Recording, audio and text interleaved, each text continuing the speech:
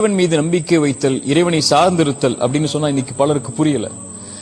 படைப்புகளை விட்டு விலகி படைத்தவனை முழுவதுமாக சார்ந்து நம்பிக்கை வைத்தல் தான் தவக்குல். இது 3 அடிப்படைகள் கீழே இருக்கு. ஒன்று, நடக்கின்ற அனைத்தும் நல்லதோ கெட்டதோ இறைவனுடைய புறத்திலிருந்து தான் நடந்தது, நடக்கின்றது, நடக்கவும் செய்யும் என்ற முழுமையான கல்வியை முதலிலே மனதில் ஏந்தி வாழ்தல். இரண்டாவது, அதன் மீது அப்படியே நம்பிக்கை வைத்து அவனையே சார்ந்து விடுதல். எப்படி மூசா அலைஹிஸ்ஸலாமுடைய தாயை மூசாவை இந்த ஆற்றில விடுங்கன்னு இறைவன் சொல்லும் போது இதை திருப்பி கொண்டு வருவேன்னு வாக்கு கொடுத்ததுக்கு அப்புறம் ஏன் எப்படி எதுவும் கேட்காம நலவுதான் எனக்கு இது என்று விட்டார்களோ, எப்படி யார் கையில் கிடைத்தால் அறுத்து விடுவான் என்று பயந்தார்களோ அவனுடைய கரத்தாலேயே மூசாவுடைய தாய்க்கு மூசாவை அல்லாஹ் திருப்பி கொடுத்தானோ, அதுபோல என் வாழ்வில் நடக்கின்ற எல்லாவற்றின் மீதும் இறைவனை சார்ந்திருக்கிறேன். நலவு எது நடந்தாலும் எனக்கு நலவாகவே அமையும் என்ற நம்பிக்கையை அவன் மீது வைத்து சார்ந்திருத்தல்.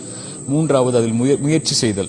எப்படி மரியம் அலைஹிஸ்ஸலாம் சோதனை வரும்போது அந்த மரத்தை பிடித்து ஆட்டுங்கள் என்று அல்லாஹ் சொன்னானோ, எப்படி மூசா அலைஹிஸ்ஸலாமுக்கு சோதனை வரும்போது அந்த கைத்தடியை கொண்டு இறைவன் மீது நம்பிக்கை வைத்து அடியுங்கள் சொன்னானோ, அது போன்று வாழ்வில் வரக்கூடிய பிரச்சனைகளில் முயற்சி செய்து அதில் வெளியேறுவதற்குரிய வழியை அவனிடத்திலேயே கேட்டு பெறுதல். இந்த 3ம் இருந்தால் வாழ்க்கையில் எல்லா பிரச்சனைகளும் எளிதாகும்.